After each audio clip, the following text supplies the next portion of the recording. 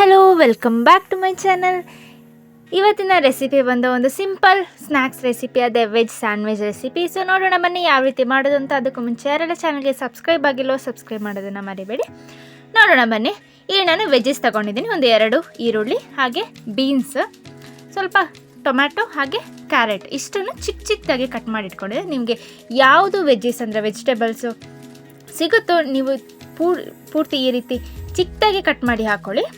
ಅದಾದಮೇಲೆ ಸ್ವಲ್ಪ ಕೊತ್ತಂಬರಿ ಸೊಪ್ಪು ಹಾಕ್ಕೊಳ್ತಾ ಇದ್ದೀನಿ. ಇದಕ್ಕೆ ಕ್ಯಾಪ್ಸಿಕಮ್ಮು ಹಾಗೆ ಮತ್ತು ಕಾರ್ನ್ ಹಾಕಿದರೆ ತುಂಬ ಟೇಸ್ಟಿಯಾಗಿರುತ್ತೆ. ನಾನು ಇರಲಿಲ್ಲ, ಸೊ ಹಾಗಾಗಿ ಹಾಕಿಲ್ಲ. ಕೊತ್ತಂಬರಿ ಸೊಪ್ಪು ಹಾಕಾದ್ಮೇಲೆ ಸ್ವಲ್ಪ ಚಿಲ್ಲಿ ಫ್ಲೇಕ್ಸ್ ಇತ್ತು, ಅದನ್ನು ಹಾಕ್ಕೊಳ್ತಾ ಇದ್ದೀನಿ. ನೀವು ಬೇಕಾದ್ರೆ ಸ್ಕಿಪ್ ಮಾಡ್ಕೋಬೋದು. ಅದಾದಮೇಲೆ 1 ಟೀ ಸ್ಪೂನ್ ಇಲ್ಲಿ ಪೆಪ್ಪರ್ ಪೌಡರ್ ಹಾಕ್ಕೊಳ್ತಾ ಇದ್ದೀನಿ. ಹಾಗೆ ಒಂದು ಅರ್ಧ ಟೀ ಸ್ಪೂನಷ್ಟು ಚಾಟ್ ಮಸಾಲೆ, ಹಾಗೆ ಅರ್ಧ ಟೀ ಸ್ಪೂನಷ್ಟು ಗರಂ ಮಸಾಲ.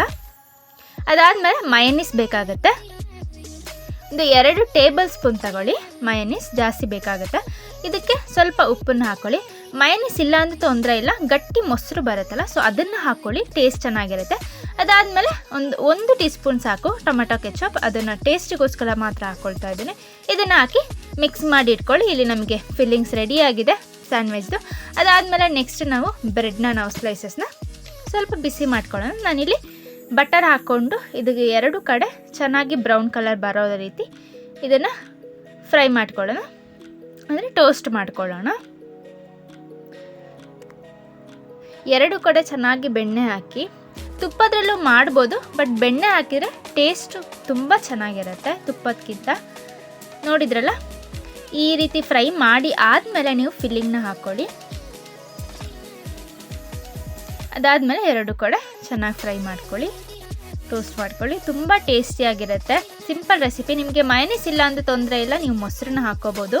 ಟೇಸ್ಟ್ ಸೇಮ್ ರೆಸ್ಟೋರೆಂಟಲ್ಲಿ ಹೇಗೆ ಸಿಗುತ್ತೆ ಅದೇ ರೀತಿ ಇರುತ್ತೆ. ಇದನ್ನು ಬಿಸಿ ಬಿಸಿ ತಿಂದರೆ ತುಂಬ ಚೆನ್ನಾಗಿರುತ್ತೆ.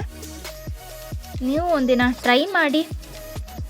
ತುಂಬ ಸಿಂಪಲ್ ರೆಸಿಪಿ, ಹಾಗೆ ವೆಜಿಟೇಬಲ್ಸ್ ಹಾಕಿರೋದ್ರಿಂದ ತುಂಬ ಹೆಲ್ದಿ ಕೂಡ ಮಕ್ಕಳಿಗೆ. ಸೊ ನೋಡಿದ್ರಲ್ಲಿ ಇಲ್ಲಿ ಒಂದು ರೆಡಿಯಾಗಿದೆ. ಅದೇ ರೀತಿ ಎಲ್ಲದನ್ನು ನಾನು ಇದೇ ರೀತಿ ಟೋಸ್ಟ್ ಮಾಡ್ಕೊಳ್ತೀನಿ. ನಿಮಗೆ ಇನ್ನೂ ಹೆಲ್ದಿ ಬೇಕು ಅಂದರೆ ನೀವು ವೀಟ್ ಬ್ರೆಡ್ ಬರುತ್ತೆ, ಗೋಧಿದು, ಆ ರೀತಿ ಬೇಕಾದ್ರೆ ನೀವು ಬ್ರೆಡ್ನ ನೀವು ಯೂಸ್ ಮಾಡ್ಕೋಬೋದು. ನಾನಿಲ್ಲಿ ಸಿಂಪಲ್ ಮಾಮೂಲಿ ಸಿಗುತ್ತಲ್ಲ ಅದೇ ಬ್ರೆಡ್ನ ಯೂಸ್ ಮಾಡ್ಕೊಂಡಿದ್ದೀನಿ.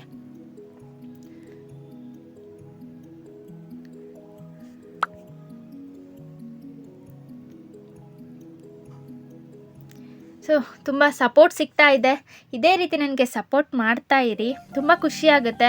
ಒಂದೊಂದು ವ್ಯೂಸ್ ನೋಡಬೇಕಾದ್ರೆ ತುಂಬ ಖುಷಿಯಾಗುತ್ತೆ. ಒಂದೊಂದು ಮಾತ್ರ ವ್ಯೂಸ್ ಬರಲ್ಲ, ಬಟ್ ಡೋಂಟ್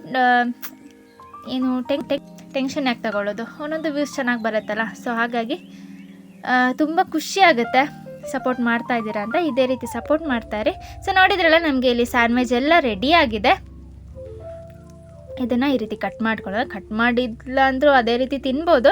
ಸೊ ನಾನು ಸ್ವಲ್ಪ ಚೆನ್ನಾಗಿ ಕಾಣಬೇಕಲ್ಲ ವೀಡಿಯೋಗೆಲ್ಲ, ಸೊ ಹಾಗಾಗಿ ನಾನು ಕಟ್ ಮಾಡ್ಕೊಳ್ತಾ ಇದ್ದೀನಿ. ಸೇಮ್ ಸ್ಯಾಂಡ್ವಿಚ್ ಎಲ್ಲ ರೆಸ್ಟೋರೆಂಟಲ್ಲಿ ಸಿಗುತ್ತೆ, ಮತ್ತು ಕೆಫೆಯಲ್ಲಿ ಎಲ್ಲ ಸಿಗುತ್ತಲ್ಲ, ಸೊ ಅದೇ ರೀತಿ ನಾನಿಲ್ಲಿ ಕಟ್ ಮಾಡ್ಕೊಂಡಿದ್ದೀನಿ.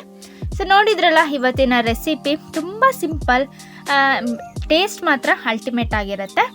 ಸೊ ಒಂದ್ಸಲಿ ಟ್ರೈ ಮಾಡಿ, ಹೇಗನ್ನಿಸ್ತು ಅಂತ ನನಗೆ ಕಮೆಂಟ್ ಹೇಳಿ. ನೋಡಿದ್ರಲ್ಲ ಇವತ್ತಿನ ವಿಡಿಯೋ ಹೇಗನ್ನಿಸ್ತು ಅಂತ. ವಿಡಿಯೋನ ಇಲ್ಲ ಎಂಡ್ ಮಾಡ್ತಾ ಇದ್ದೀನಿ. Thank you for watching.